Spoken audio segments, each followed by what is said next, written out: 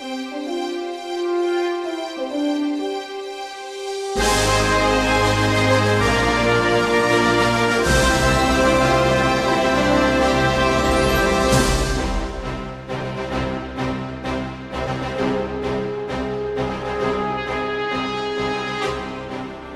there, and welcome to the Time Machine with Trish and Mike. I'm Mike. And I'm Trish. And we're glad you're with us once again. How are you this week, Trish? I am good. We're coming up on the very end of kids being in school. So, exhausted but happy. More so, well, I was going to say more so happy than exhausted, but I'm pretty sure you're exhausted at this point as well. But you're more excited about being happy because you could see the end. You could see the end of the tunnel. The kids are tired and they deserve a break. I've said to my coworkers, our students have done everything that's been asked of them by the government. So this summer break is very much earned and deserved. Yes. When you factor in everything from last spring on, basically, it's like you had the adjustment period. At least you kind of knew going into this year sort of what to expect with, maybe some online and masks and all that. But more it's like prepared. Right. But you didn't even have a real summer last year to enjoy. And now that we're making good progress, at least here, I'm assuming slowly things are getting well. And I got my second dose today, so that's exciting. Very good. So fully vaccinated by Canada Day.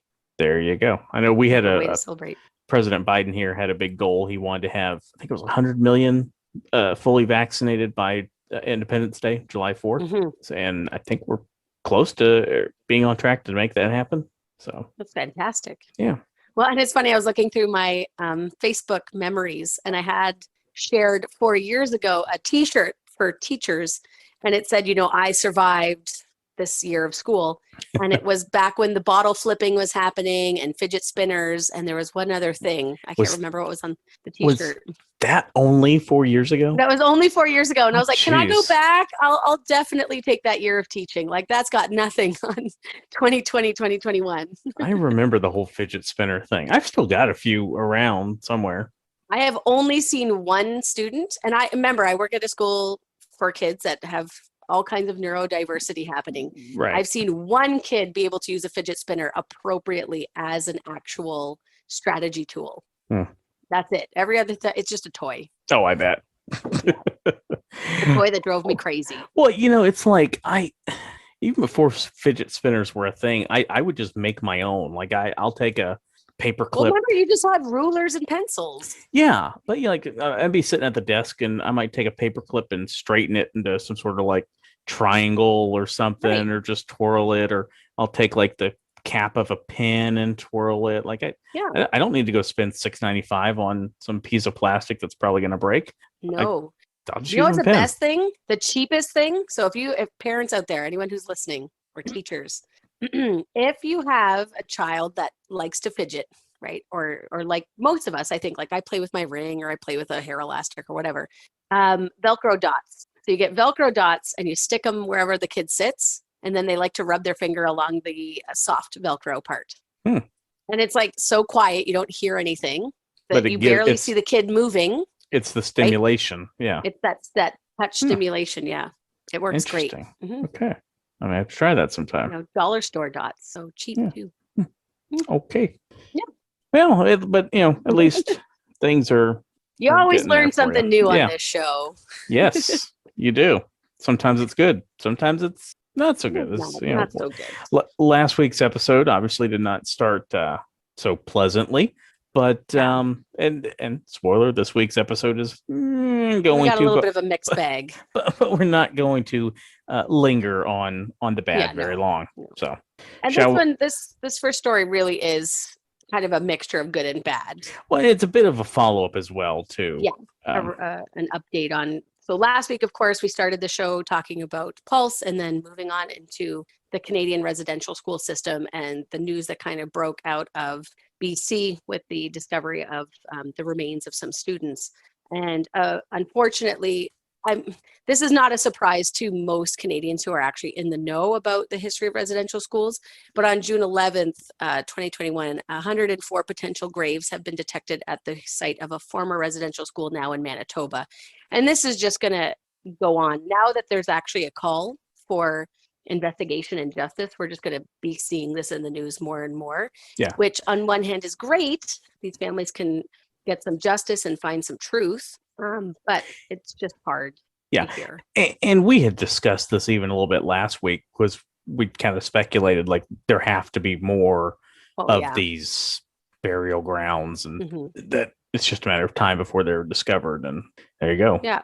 Not even. So I'm happy that the Indigenous community can start to heal, and that Canada as a whole can start to recognize this part of our history and ongoing history, right? It's not just something in the past, it's something we have to deal with now. Right. Yeah.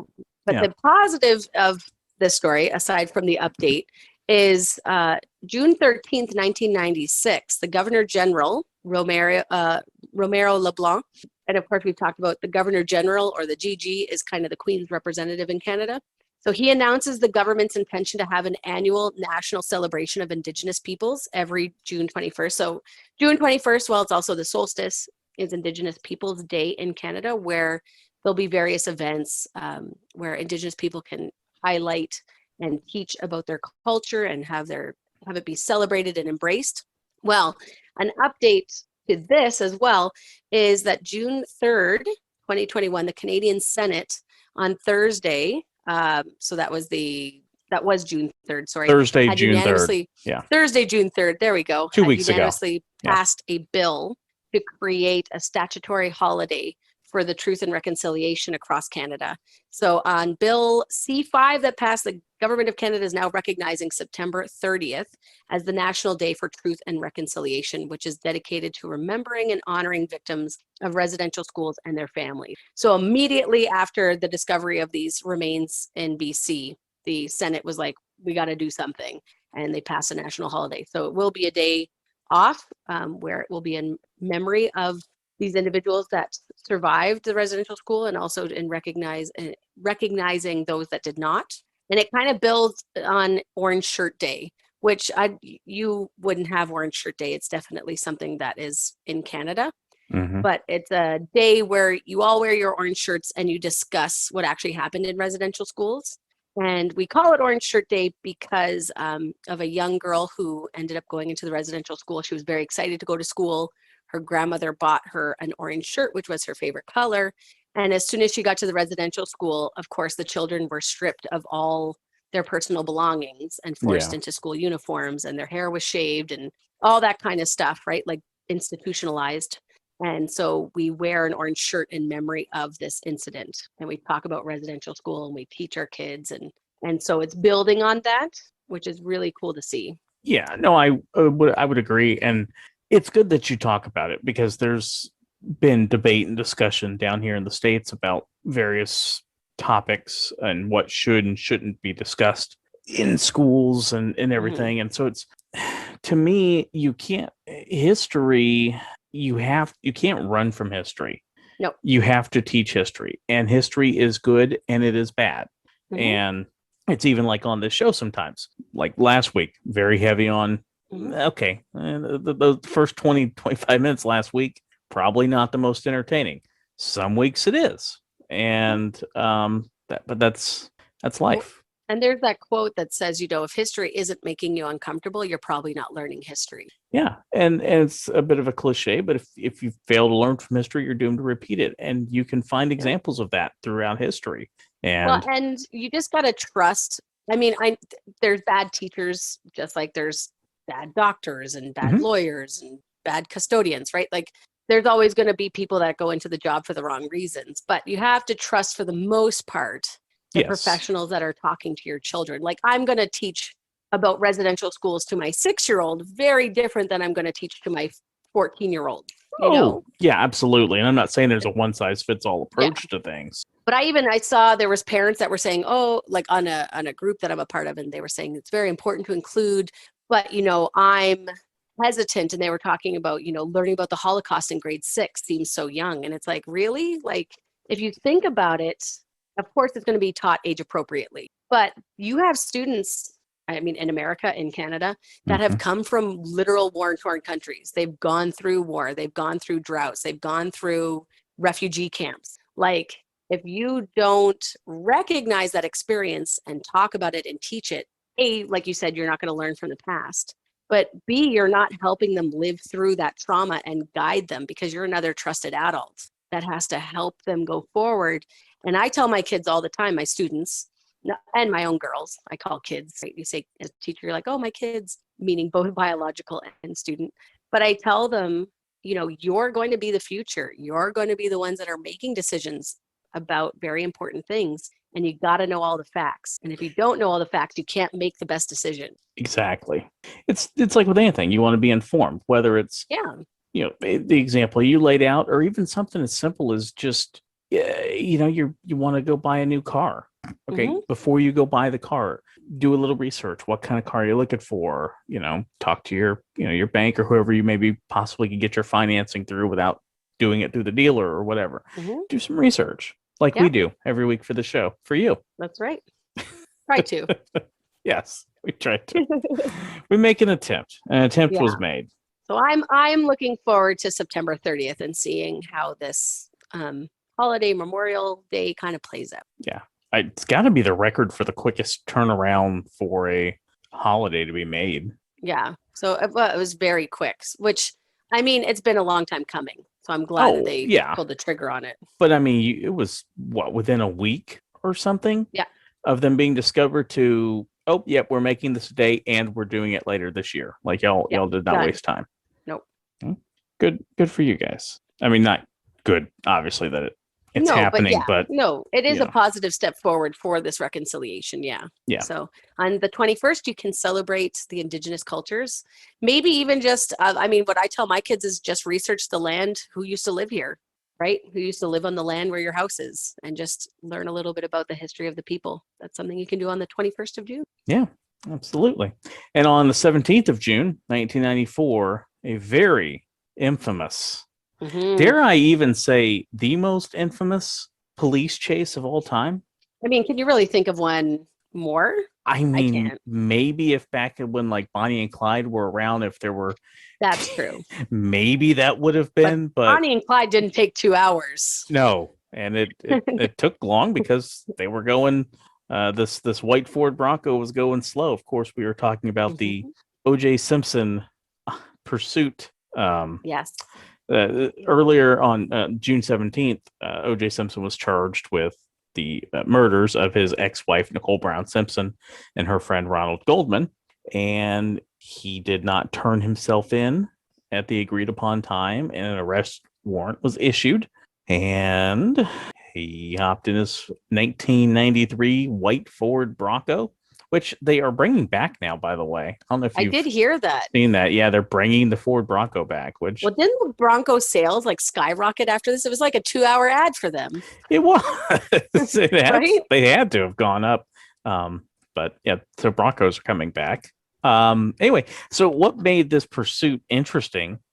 Well, a lot of things, obviously, but one of the big things was, so it started shortly after 8:00 or so Eastern time. Maybe a little closer to 9. I don't remember the exact time, but actually, hold on, I have it here in my notes. 6:45 in California. Yeah, so that would be 9:45 here. At 5, blah, blah, blah, blah, blah, at 10:45 for me in Nova Scotia. Yeah, right. Late night for you, but at least it was a Friday and you didn't have school because it was already the summer. Okay, around 6:20 p.m. Pacific, a motorist spotted the vehicle, and that's when the pursuit basically began. So yeah, you were right about 45 minutes. Anyway, Game 5 of the NBA Finals is going on. And NBC breaks in and they basically are showing, again, Game 5 of the finals. It's not a decision or a series deciding game, but it's a significant game to the series. They show it down in the bottom corner and they're taking the OJ chase on how bizarre. The main screen. Between all networks, it's believed that about 95 million people watched this Isn't pursuit. That crazy? Yeah. I mean, that's 95 million people is a lot of people. I mean, by comparison, only 90 million had watched the Super Bowl that year. Right. I mean, you have more people watching OJ drive along the freeway than a Super Bowl game. Yeah. And it's interesting, too, because nowadays, Super Bowls, smartphones, right? Yeah. Oh yeah, yeah. This So is you way have before like then. groups of people sharing this experience together, not just like, oh, on your phone by yourself.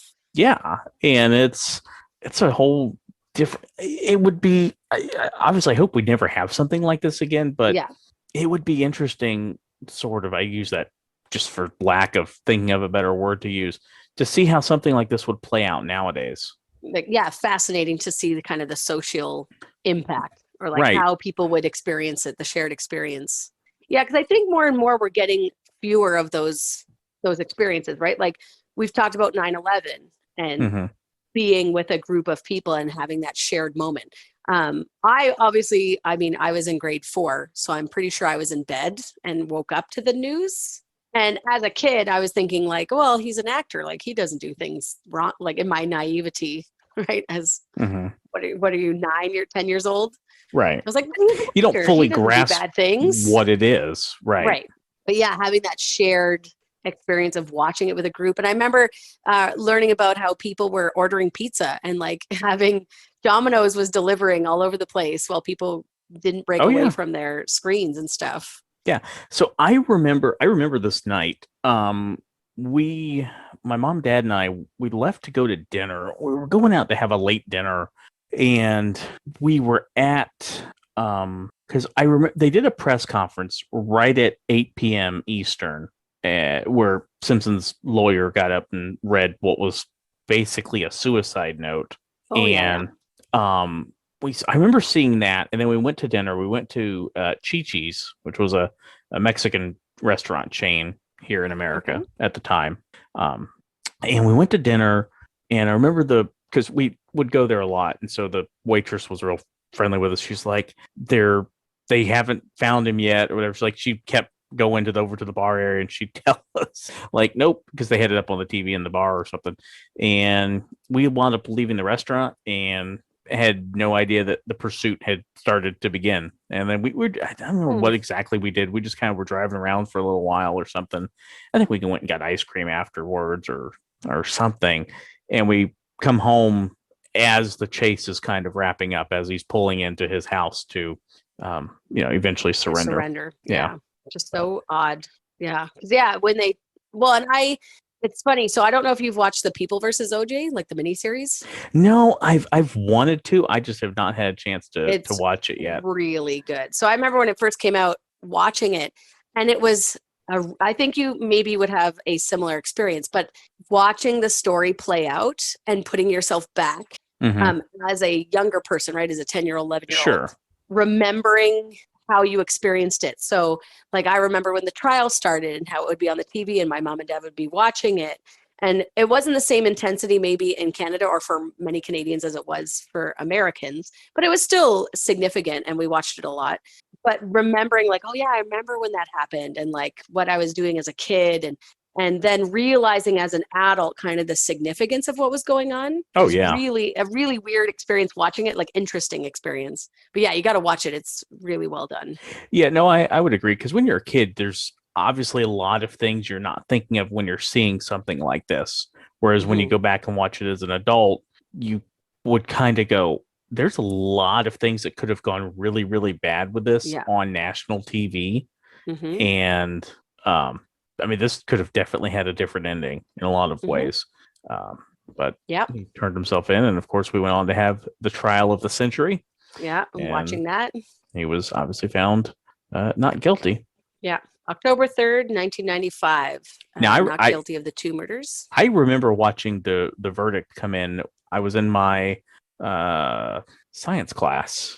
Yeah, it was my science class at the time, and the teacher had it on, and we didn't, really do anything. We just watched Right. the verdict come in because it was a big deal because everybody's been Yeah. wrapped up in it. I remember my mom just being like, what? Like flabbergasted that he was found not guilty. But of course, then February 5th, 1997, a civil jury in Santa Monica, California, unanimously finds him liable for the wrongful death and battery against Goldman and against Brown. So you have your criminal court and your civil court, and one is found not guilty and one is found guilty. So Yeah, yeah. really bizarre. And then, of course, we had more bizarre things that came out with afterwards with Oh OJ, yeah, like he's stealing the had trophies and yeah, and writing the book. right? That was If I weird. did it, yeah, that If I did was it, it's very creepily, eerily similar to what actually happened. the whole thing is just so strange in a lot of So ways. strange. Yeah. Um, The rise of the Kardashians. yeah, thanks, OJ. Yeah. Can we could blame him for all of them, right? I mean, Sure. that had to have been. I mean, do well. I mean, yeah, because they become famous without their dad becoming famous? Well, because their dad became famous, and then of course Kim became more famous because of the leaked Right, tape of which relations. you could believe it was leaked or not, Yeah. but yeah, because there's Yeah. some debate as to But how. they definitely rose to fame because of OJ and the trial. Absolutely. Yeah, I would agree with that. And David Schwimmer does an excellent job as Kardashian on the miniseries. Side note: speaking of David Schwimmer, have you seen the Friends reunion yet? No, still not yet. Oh, you need to watch it. It's I know so I need good. to. So good. Anyway, when OJ went in to the because when he arrived at the house, he wanted to go in the house for a few minutes. And again, this is kind There's of one of debate these about what happened. that, in hindsight, Mhm. it's like, should you really have let him do that? I don't know. Yeah. That could have potentially But ended. that's where you get into the whole thing about celebrities and what are they allowed to do and not allowed to do, right? Like a regular person, I don't think they would have let him go in their house. Yeah, I wouldn't think so either. Mm-mm. But the police spokesperson said that he went into his house for about an hour. Again, let him go in his house Really? for an hour, but he apparently spoke to his mother and allegedly drank a glass of orange juice. Oh, Yeah. I mean, the juice was his nickname, right? Yes, and OJ. the juice was on the loose for a The juice while, and was then he on the went and loose. had some juice. And that takes us to our next story Yeah, it does. because orange juice, of course, is well, unless you're drinking a mimosa or a screwdriver, Oh, is mimosas. commonly drank at breakfast time, which Mm-hmm. takes us to a very famous breakfast cereal. And that is on June 19th, 1941, Cheery Oats, Cheerioats, Cheery Oats was invented. Of course, Mm-hmm. this is now the cereal we know as Cheerios. I They love became, Cheerios. I do too. It's definitely one of my go-tos, and I Yeah. might go have a bowl after we finish recording Pop up a because banana in there. Yum. I don't do bananas in my cereal, but Oh, it's so good with Cheerios. Anyway, mm, continue. yeah, I don't. I'm not really a big, but like I don't banana in things and banana flavored things are fine, but I don't. Oh, not banana flavored things. I No, no, don't no. do bananas. It's like a texture thing with me. I don't. They're just mushy Mm-mm. and just no. Well, you have to get But them at just the right moment. maybe, but So my ex-husband loved them when they were green because that was the only he hated bananas otherwise. And I'm just like, oh, it oh has like that no. weird film on them when they're green. No. Yeah, no. Mm-mm. You've got to let those things get yellow. Yeah. But anyway, interestingly enough, they got renamed Cheerios because of a objection to the name by a competing cereal manufacturer. Oh, who is Yeah. this? That would be a great answer for me to give you right now, but I I was gonna be don't like, is have it that. Honey Nut Oats? Isn't that one? Well, there's Honey Nut Cheerios, which we'll get to in a minute. The production of Cheerios was actually based upon the extrusion process they invented for Kix. Do you have Kix cereal up there? Mm-mm. Okay, so they're No. basically like little kind of pellets, little Okay. balls. Okay, like it's the same type of thing. It's like a poofy kind of cereal, but it's anyway. Okay. In the process of manufacturing that, they realized, oh, we can kind of make these little O-shaped things, and so they came up with You made them. yeah, came up Oh, with them and made them. So in 1976, cinnamon nut Cheerios was the first spin-off flavor. yum. And the second spin-off flavor in 1979 was Honey Nut Cheerios. Yeah, that's definitely my favorite. In 2011, and this was just the most. I'm sure there's more recent research on this. This was just what I was able to find at a glance. Honey Nut Cheerios was the best-selling cereal in the United States. Really? I don't know if I would have picked that. I mean, you I guys have a lot of good cereals. We don't have nearly the amount of cereals you have. We do, and I would agree. I don't know that I would have, if you asked me to pick what was the top cereal, I don't think that would have been the first one. It would have Mm. certainly been maybe in the top 5 or 10 that I would have named, but I Yeah. wouldn't have guessed that it was number one Mm. Yeah. Because because we don't have any of like your Post cereals. Like you got the Post Company. We Like don't get Fruity them really in Canada. Pebbles and It's very yeah. rare. You might Hmm. find them. Tricks, I know you could find in Saskatchewan for a while, and you can get them at like specialty stores, but Hmm. not like in the regular grocery store. Are there American specialty grocery stores in Canada?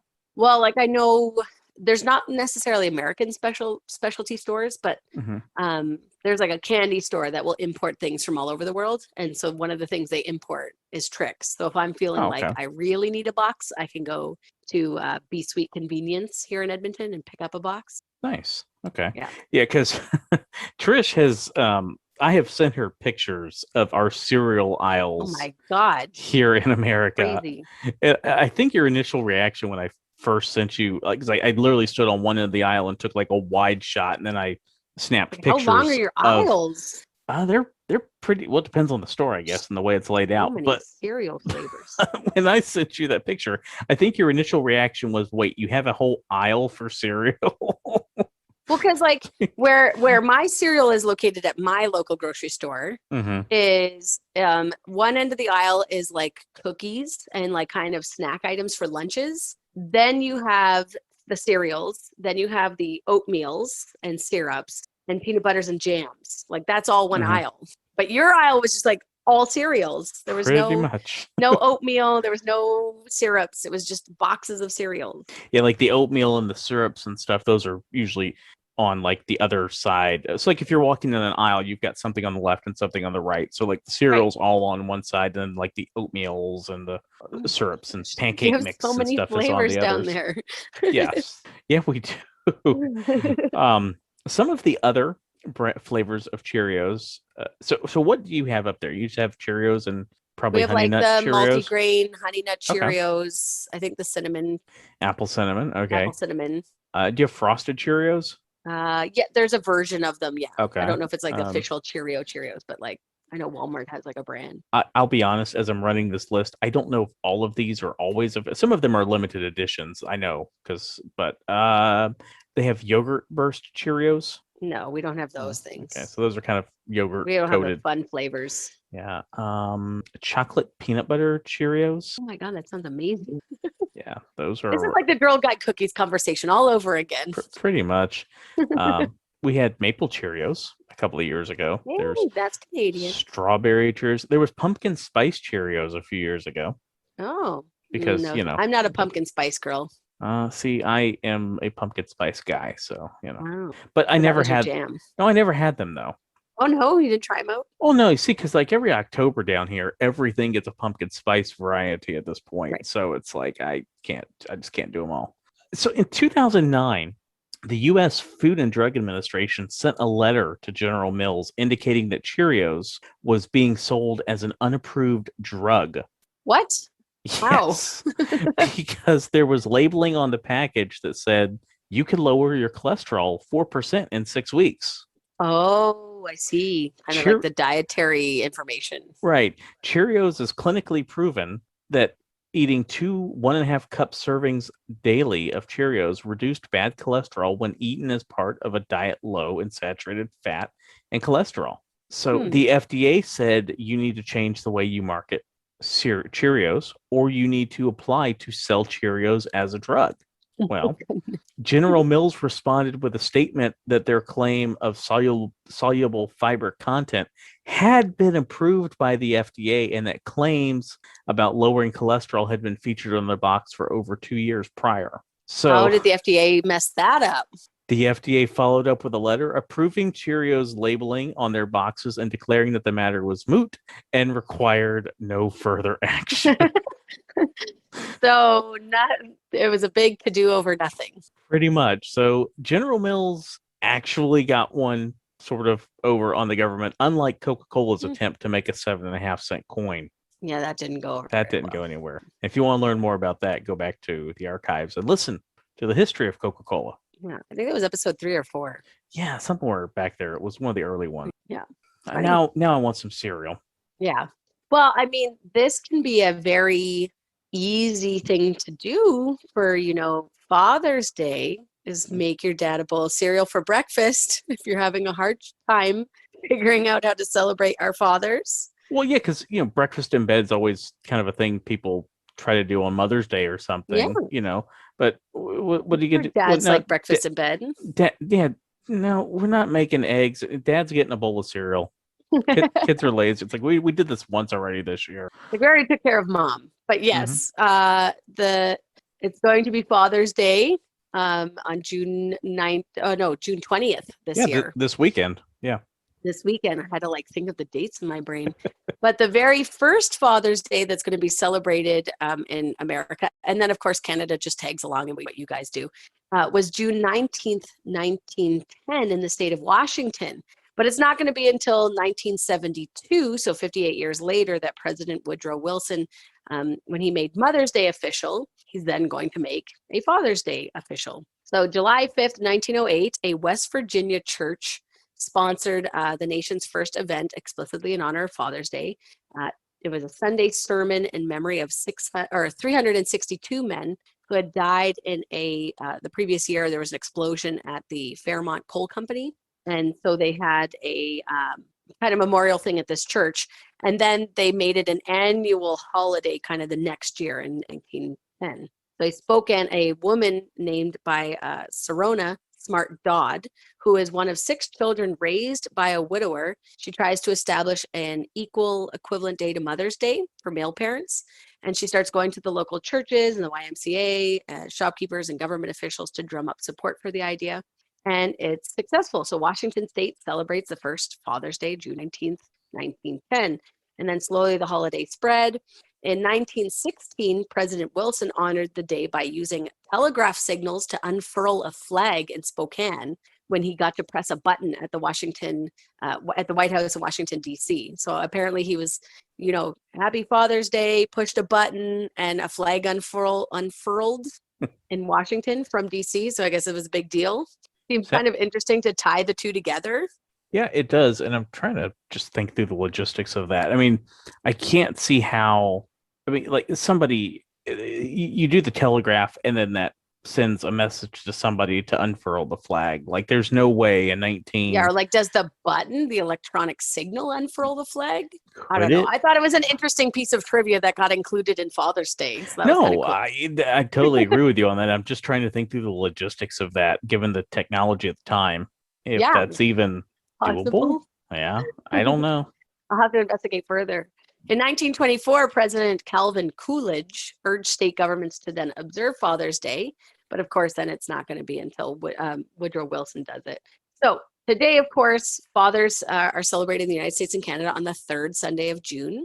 But in other countries, especially Europe and Latin America, fathers are honored on a different day. Do you think you could figure out what day it is, Mike? I'm gonna guess it's one of the other 364 in a year. You are correct. It's actually going to be St. Joseph's Day, which is a traditional Catholic holiday that falls on March 19th. So in Okay. Europe and Latin America, they celebrate dads way earlier than. Well, happy belated Father's Day to all our Yeah. great listeners in those countries. Now, we did, when we talked about Mother's Day, talk about how much money people are spending on their mothers. Oh, So yeah. I found the same, what we're spending in Canada and the US on our fathers. Oh, it's a fraction of what the mothers get. I was kind of surprised at actually how much money was spent on dads. Because you're right. Like moms, we tend to get a little bit more than dads Right. do, right? I mean, to be fair, generally speaking, moms do more. If for no other reason, you carry the kid for 9 months. That's true. That And fact alone, like the dad didn't have to do that. they talk about women typically having to carry the mental load of parenthood. So Yeah. like organizing for a trip or planning meals, like that it's still statistically more likely that the female in the relationship is doing it than the male. But we're changing. I think there's Yes. more and more equality every time. And of course, the dads that have to do both roles, you get an extra special shout out because anyone who's widowed or separated or whatever, right? Yeah. Or if you have 2 dads, 2 moms. Finder's research suggests that the average amount that each Canadian intends to spend on their fathers is about $114. So that works out to $93.78 American, or a total of 1.5 billion Canadian that will be spent on fathers. In America, survey respondents from the National Retail Federation organization, indicated that they plan to spend an average of $174 on Father's Day items. So like Canadians are spending under $100 American, Americans are spending $174 American, and actually $26 more than last year. So COVID, both with moms and dads, COVID is showing people are willing to spend more on their parents after going through this historical medical event. Well, and I think some of that makes sense because I think if anything taught us, if we learned something from last year, rather, I'm vomiting all over myself as I'm trying to get the sentence out, but we learned to appreciate people more. Yeah.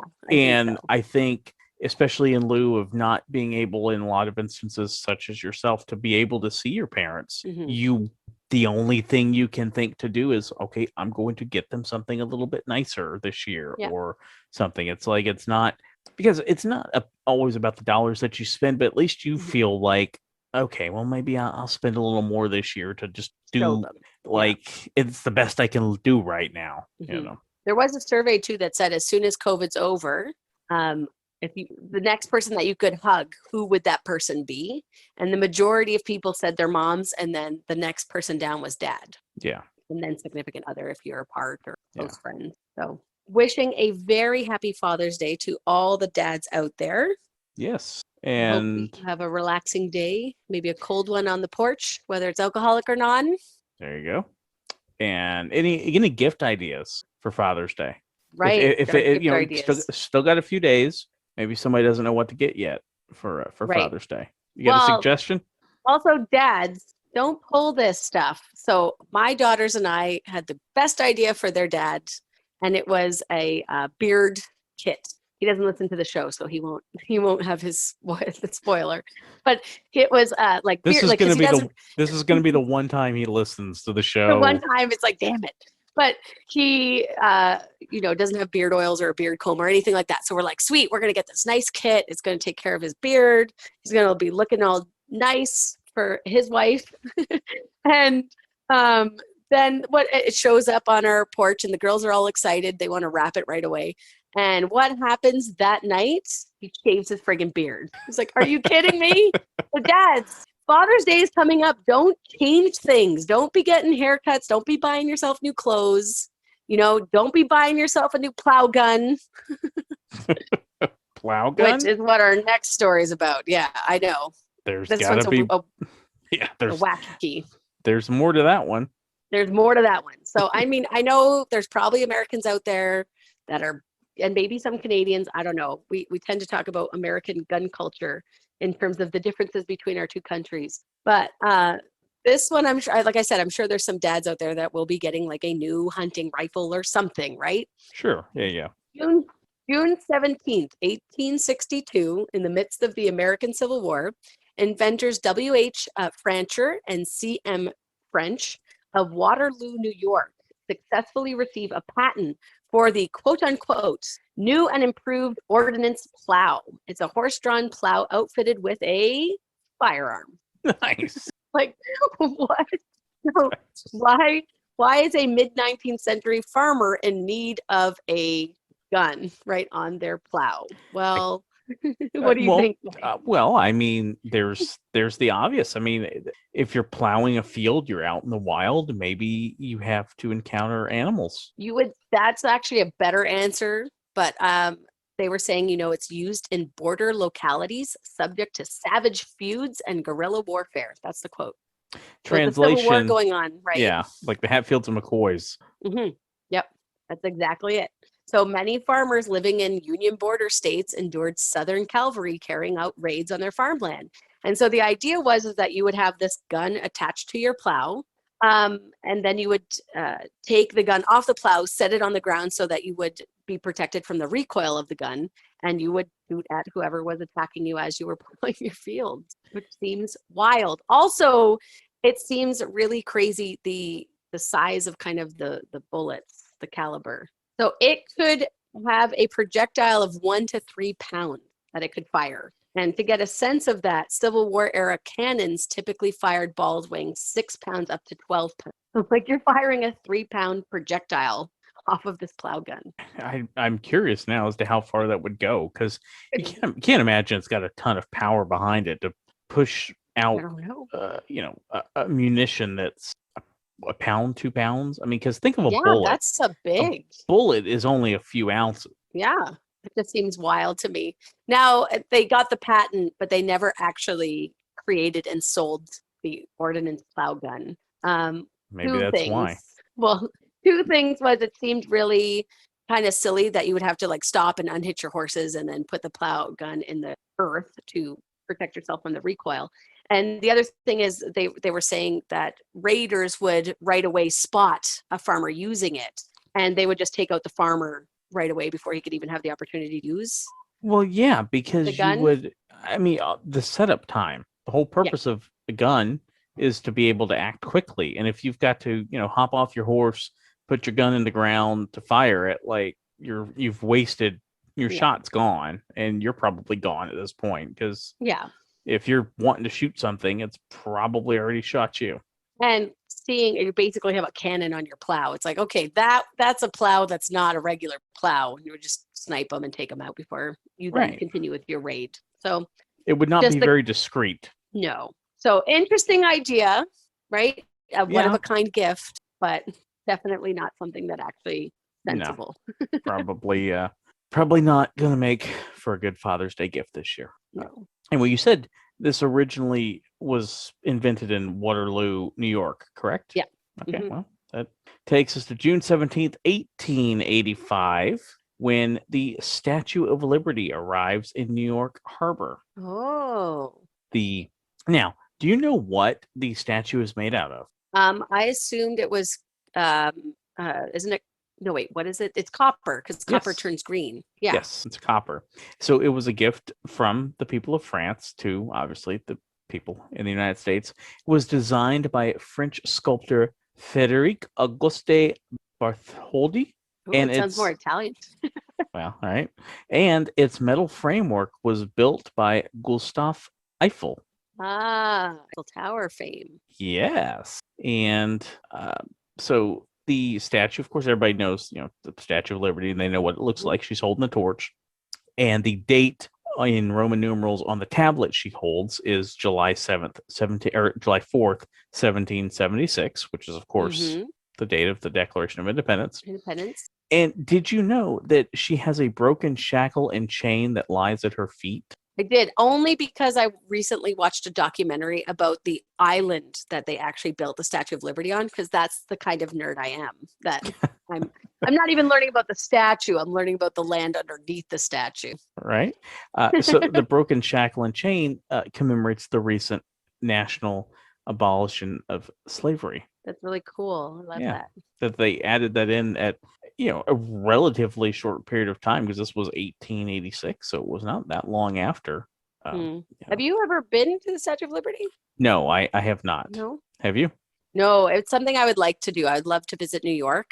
I'm a little bit nervous of how big the city is and the crowds, but there's certain things that I would really like to go and see. So, like a Broadway musical and the Statue of Liberty and Ellis Island. That would be really Yeah, cool. yeah. Well, New York is a place that you could easily spend a week and a half and still not do everything you want to do. Oh, yeah.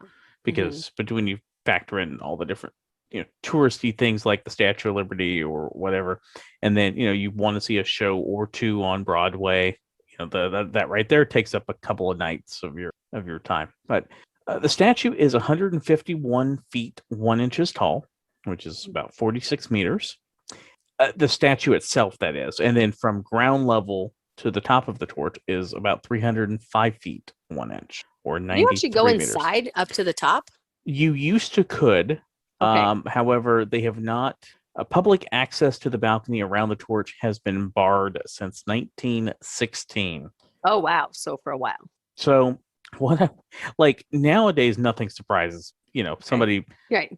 trying to, I don't know, spit off the top of it or throw something off the top of it. But like 1916, what were people doing that they said, nope, we don't trust you to go up here now?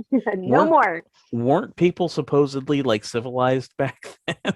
Well, I know you really hope it like first when as soon as you said it, it was like, were people trying to jump? Like that would be crazy. right? I'm thinking I'm it had to assuming be, it's protected. yeah, I would think people had to like just be throwing things or whatever. What is it with people throwing like coins off of high buildings? That can be deadly if, depending on how high up you are, the Yeah. velocity of the coin coming down. Well, it's funny because Mythbusters, I know, actually did this, and I don't remember the exact outcome, but they determined that a penny would eventually reach terminal velocity. So it's not. I think they determined that yeah, you would definitely feel it, but it wouldn't kill you. Oh, okay. You just get a Now, big welt. yeah, now if you threw a brick off or something, that's different. But a Right. penny, you would It's live. going to sting, but you'll be fine. Yeah. So you can go inside the Statue of Liberty, but you cannot go all the way to the torch. I believe they only let you Oh, go to the crown on her. that would be pretty cool to go to the torch. But I mean, it's still Yeah. cool to go to the crown. That'd be pretty fun. If I ever go to the Statue of Liberty, I'm going to go on eBay or whatever and get one of those old NES controllers, the NES Advantage controllers with the joystick. Hmm. Okay. Because I want to get a picture up at the crown of the Statue of Liberty, like they do in Ghostbusters 2 when they Oh, yeah. take control of the Statue of Liberty and they're using the Nintendo controller to walk her. Yeah. That's so funny. That's what I want to do. That would be a very epic kind of cosplay photo. Yeah.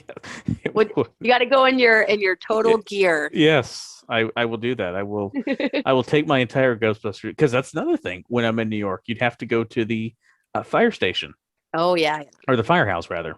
Well, and we did just celebrate Ghostbusters Day last week. Yes. So maybe this is something we need to plan Yes. going forward. Trisha's Great American Adventure. You just have to come to America and do like a 2-month road trip all around. Just a year. Mhm. How can I save up enough money and like have my children tour around the US with me? If I win the $1 million lottery that's happening here in Alberta, they're doing a vaccine lottery. Oh, are you? I've seen some Yeah. other states that we're not doing that in Florida, but I've seen other states that have been doing that. Yeah. they But we have different taxation on winnings here in Canada than you guys do. Oh, I'm sure. We get to keep more of it. I'll still take half of $1 million. Yeah. Well, 'Cause- fingers crossed. If I win, we all know now what Trisha's going to do for a year at least. There we go. Well, looking forward to it. And looking forward to be back with you again next week for another episode. And since you made it to the end of the episode, I hope that you do win this week. It may not be a lottery, but I hope that you win at something.